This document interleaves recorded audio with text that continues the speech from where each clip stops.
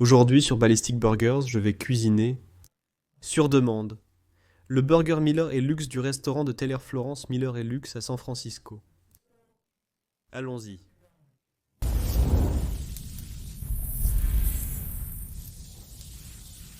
Alors cette demande vient d'un abonné à moi qui se trouve aussi être ma femme. Elle a vu ce burger sur Instagram et a immédiatement dit que tu dois faire celui-ci. Alors j'ai commencé à me renseigner. Ouais, c'est définitivement un burger que je veux faire. C'est élevé, et pourtant pas trop compliqué. Ce n'est pas exagéré comme un burger stupide. Alors celui-ci est pour toi, chérie. Nous allons commencer par la confiture de bacon. J'ai ma poêle ici préchauffée. Et il y a aussi de la graisse de bacon ici. Parce que j'ai un peu commencé le bacon ce matin, j'ai laissé la graisse dedans. Pour les oignons doux, il suffit de hacher grossièrement ces oignons doux. Ils vont vraiment se décomposer d'ici la fin de cette confiture. Je vais juste essayer de faire cuire cette eau. Donc en ce moment, j'essaie juste de ramollir ces oignons. Encore une fois, ce sont des oignons doux, donc ils vont juste obtenir cette très belle saveur douce et caramélisée, au fur et à mesure qu'ils se décomposent. Pour aider à les ramollir, je vais ajouter un peu d'eau ici.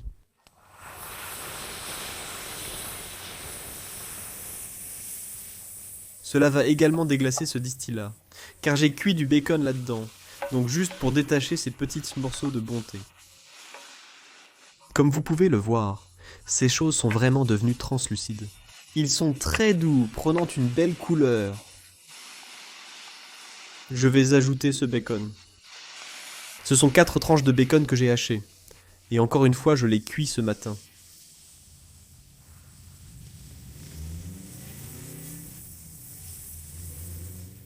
Alors maintenant, je vais prendre un peu de sucre brun ici.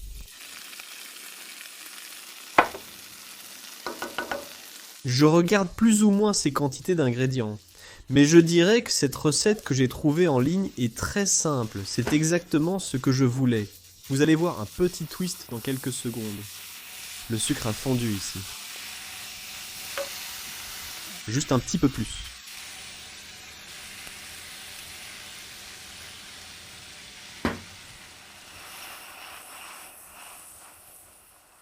Je vais prendre un peu de café que j'ai préparé ce matin. Tout de suite, l'odeur est très alléchante. Maintenant, un peu de vinaigre balsamique. Donc cela va ajouter un peu d'acidité.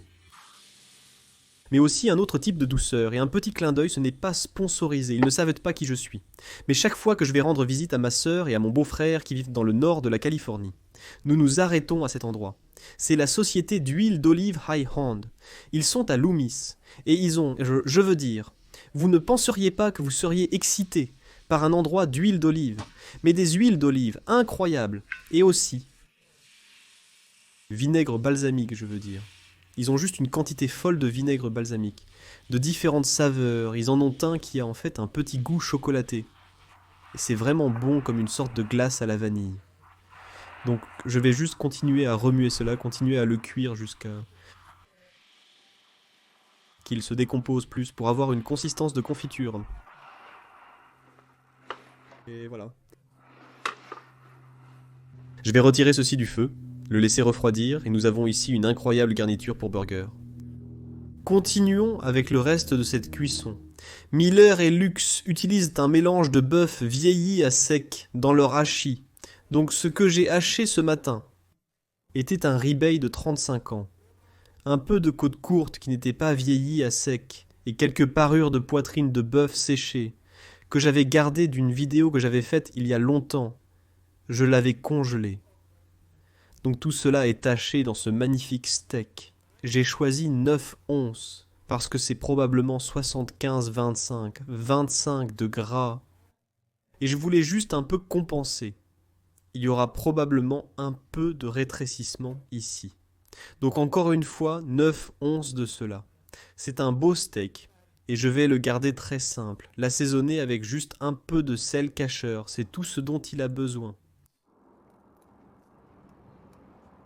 J'ai préchauffé la plaque à frire. Commençons à cuisiner. Donc nous utilisons un petit Blackstone de 22 pouces aujourd'hui. Chaleur moyenne. Pas de chaleur de l'autre côté. Donc seulement un des brûleurs est allumé. Mettons ce gros steak sur la plaque à frire.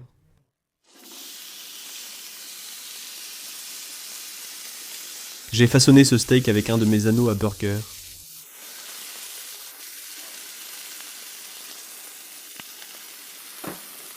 Maintenant, pendant que cela grésille, nous allons préparer quelques échalotes croustillantes. En résumé, des échalotes cuites en forme d'anneau d'oignon. J'ai donc de l'huile préchauffée à environ 325. J'ai de la farine tout usage assaisonnée, de la chapelure, panko et du lait. Ce que je vais faire maintenant. Je dirais que sur certaines des photos de ce burger, il semble qu'ils aient peut-être utilisé des oignons, parce qu'ils sont gros. D'autres ressemblent définitivement à des échalotes. Et leur menu dit échalotes croustillantes. C'est ce que je choisis. Donc, nous allons d'abord draguer ceci dans cette farine.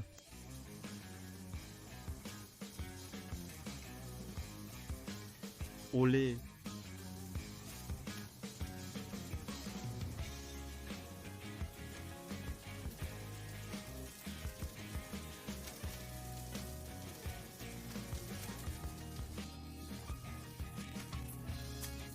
Un peu...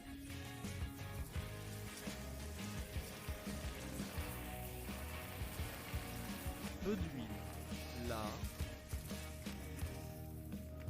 Voilà, allez.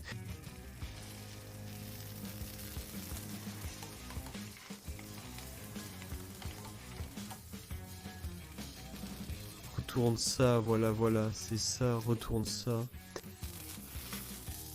Magnifique. Pain brioché.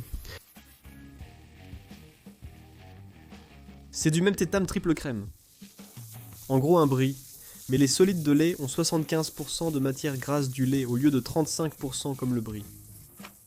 Mais ça, recouvre-le avec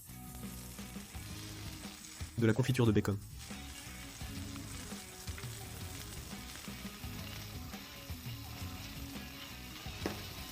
Ça a l'air bon.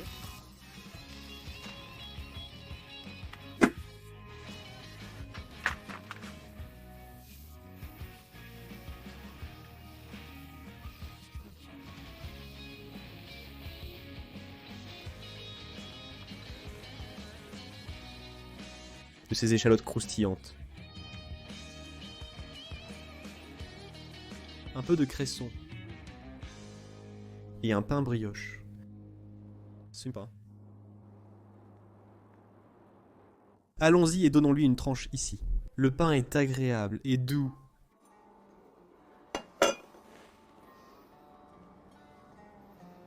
Regarde ça. Santé.